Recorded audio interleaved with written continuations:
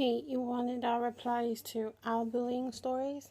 So I thought I'd do mine for you as well. Excuse me, because I'm looking at the laptop when I say this. September 2004 was supposed to be the start of the rest of my life.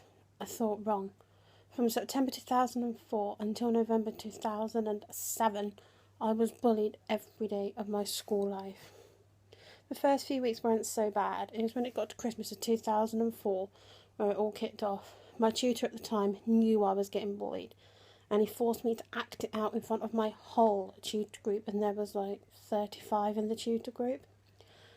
I obviously couldn't tell him what was happening because he was one of the ones that was bullying me too. So I ran into the toilet, had a compass in my hand, and that's when I started self-harming. Yeah, some of the teachers were actually bullying me themselves, and that's why I couldn't tell anybody. Every day I had to endure the usual name calling. I remember when I was in year 8 or 9 of secondary school, what you would call junior high. I was pinned up against the fence so hard that I had the fence started poking through my back. I don't think I screamed so much in my entire life. I had to go to my favourite teacher because no one else would help me. Yet she got me to write my problems down, and that didn't really do me any good. She knew that the bullies were lying, because obviously there was all the cuts and everything on me, so she didn't really know, bless her, what to do. I was hot. Yeah, she took me, when the fence was poking through my back, she took me to the hospital against the advice of the school. The school wanted to keep me there, but she wouldn't have it.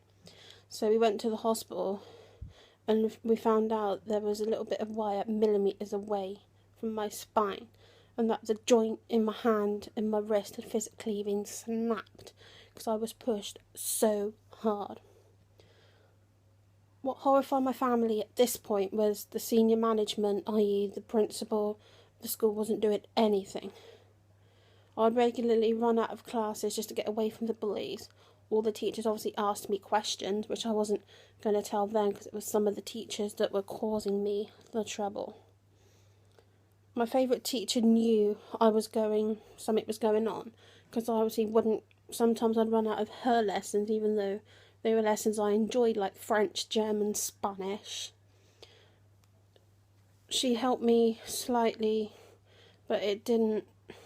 Oddly, a technique she taught me was to talk about my problems in my favourite languages, which was French and German at the time. But they didn't help me either. They just made things worse. So I was discovering new words, what things meant.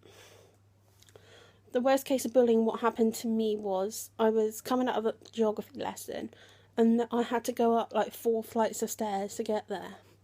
And yet someone who was bullying me at the time pushed me down 3 flights of them, and I was centimetres away from a glass window. And yet I was there screaming in pain for 20 minutes, and yet no one came out until a teacher came out and locked the classroom up and found me there, because everybody just rushed past me and didn't even bother to think about what had happened. So yeah, they could see I'd broken my ankles at this point, and yet they still got me to walk, and they still made me move, which made it even worse. But bless, there's still one teacher that I still really do like, even though I'm not at school anymore. Every time I see her, she always asks me how I am, how I'm doing. And yeah, any other teacher I see would just shrug me off. But yeah, there's this one teacher that I still see that still really takes an interest in what I'm doing, and she always praises me for sticking the middle finger up to the bullies that were at my school.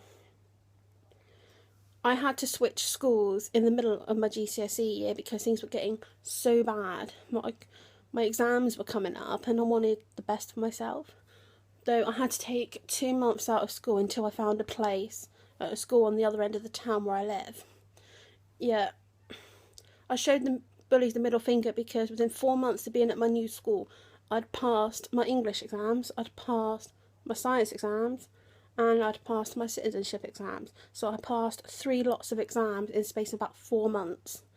So yeah, that just shows that I had the determination to succeed even though I was being bullied.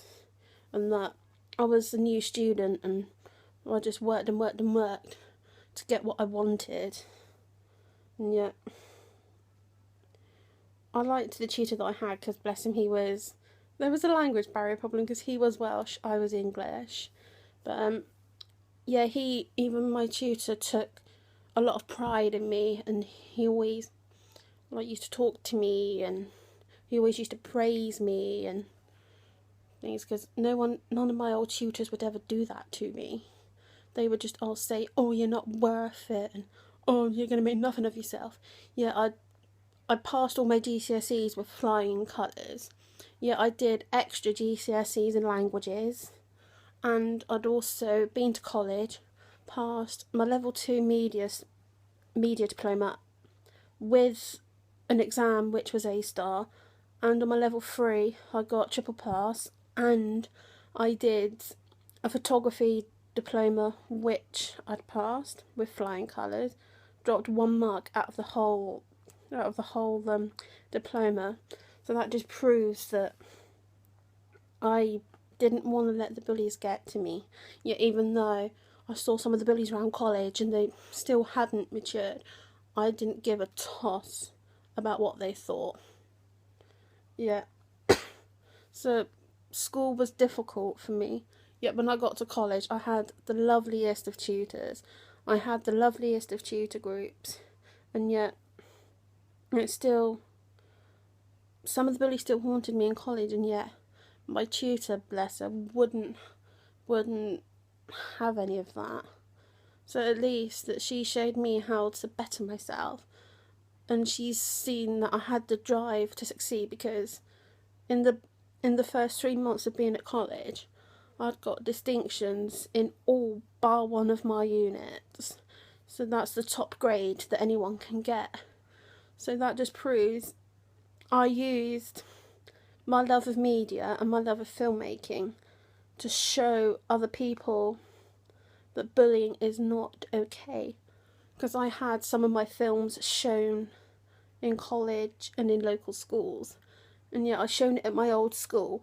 My old tutors were like, "Wow, what's she done with herself?" And yet my old deputy head even said to me I wouldn't get to university.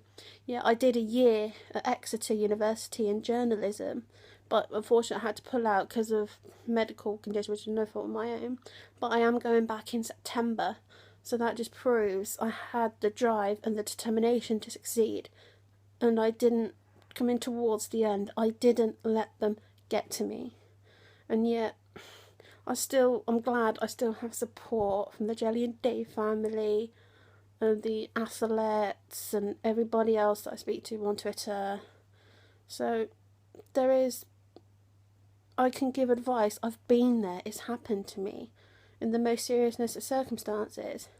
So I can't understand how other people would dare to bully people who might have things wrong with them, who might have illnesses, and yet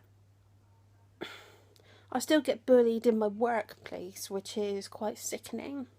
I can't even believe my own boss would dare to bully me and dare to hold me back.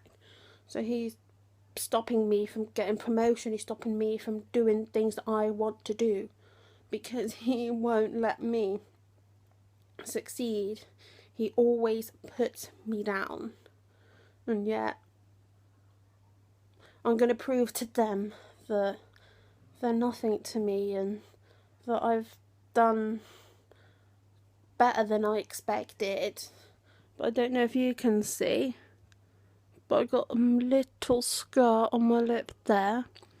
That's from when I got punched at school, and yet my school did nothing. So I'm glad that I've come out the other end of this, and yet I didn't let it get to me. So I'm the living example that suicide and self-harm isn't the answer to bullying. There's always someone out there you can talk to. As Jelly said in her original video, we're all one big massive family. So don't be scared to ask for help. Because we will always help you. We're the sort of people that care. So if any of you ever need any of us, you know where to come. So I thought I'd just share my bullying story too, in the hope that it inspires more of you to get involved with venting with Jelly. So yeah, I might post more video responses to her venting depending on what the situations are. So yeah, that's my story for now. My Wattpad has more on how it affected me. It's just that I don't have a lot of time on my iPhone to record it, but my Wattpad is available through my Facebook and through my Twitter if you ever want to go and read it. Okay, thank you for now. Cheerio.